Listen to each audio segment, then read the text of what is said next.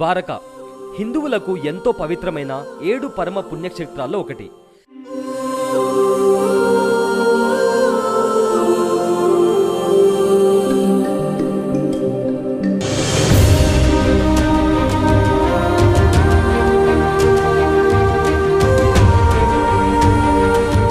కంసుడి మామైన జరాసంధుడి బారి నుంచి మధుర ప్రజలను సంరక్షించేందుకు దేవశిల్పి విశ్వకర్మ సహాయంతో శ్రీకృష్ణ భగవానుడే స్వయంగా సముద్ర మధ్యలో నిర్మించిన పౌరాణిక నగరం.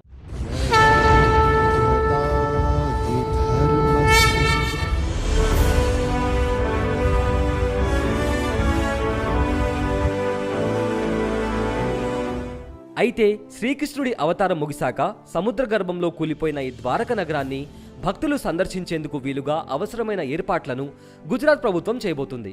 భూ ఉపరితలం నుంచి దాదాపు 300 అడుగుల లోతున ఉన్న పవిత్ర ద్వారక నగర దర్శన సదుపాయం వచ్చే ఏడాది జన్మాష్టమి లేదా దీపావళి నుంచి అందుబాటులోకి వచ్చే అవకాశం ఉందని అధికారిక ప్రకటన కూడా చేసింది.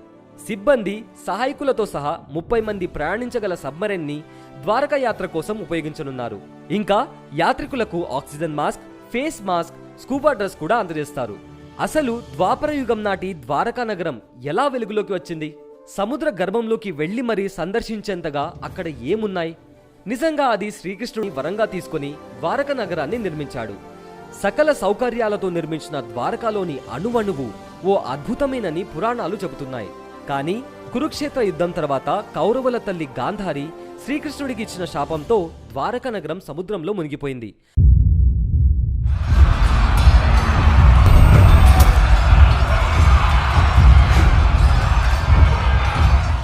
అప్పటి నుంచి కొందరికి కల్పితంగా, మరికొందరికి పురాణ కథగా ఉన్న ద్వారకాను మొట్టమొదటిసారి 1963లో Pune Deccan college, Gujarat archaeology department కలిసి సందర్శించాయి.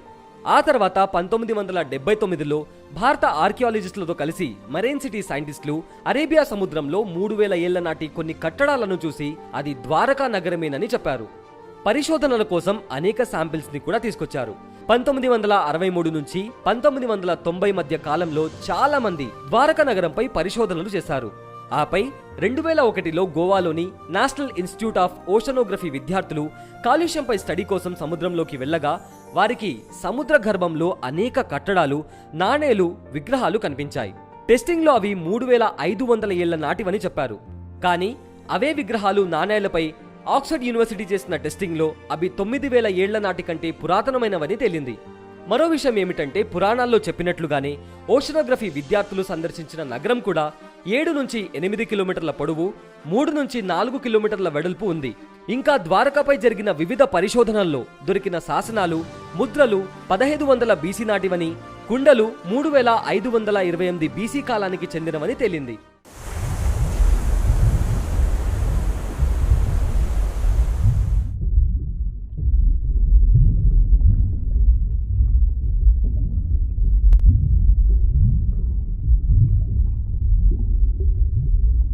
ద్వారకపై విస్తృత పరిశోధన కోసం 2007లో ప్రభుత్వం అనుమతించడంతో ఆర్కియాలజిస్ట్ అలోక్ త్రిపాఠి నేతృత్వంలోని బృందం సముద్ర గర్భంలో కొన్ని శిల్పాలను చూసింది.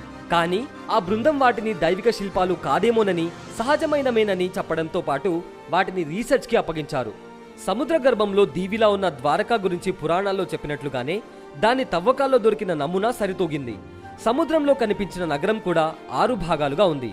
వీటితో పాటు శ్రీ మహావిష్ణువు విగ్రహం, మహాభారత కాలం నాటి నాణేలు కూడా ఉన్నాయి. పురాణాల ప్రకారం ఒక్క రోజులోనే నిర్మించిన ద్వారకా నగరం ఎంత అద్భుతమంటే, పెద్ద పెద్ద కట్టడాలు, మార్కెట్లు, ఉద్యానవనాలు, బావులు, నీటి సరస్సులు, ఇలా ఆధునిక కట్టడాలను తలదన్నేలా అనేక కట్టడాలు ఉన్నాయి. అయితే సముద్రంలో కనిపిస్తున్న నగరం నిజంగానే ద్వారకనేనా అని తేల్చి చెప్పడానికి పూర్తి ఆధారాలు లేవు. కానీ అదే అయిండొచ్చు అనుకోవడానికి కావాల్సిన సాక్ష్యాలు ఉన్నాయి. ఏది ఏమైనప్పటికీ సముద్ర గర్భంలో ఉన్నది ద్వారక నగరమేనా లేదా అనేది తెలుసుకోవాలంటే మరిన్ని విస్తృత పరిశోధనలు జరగాల్సి ఉంది.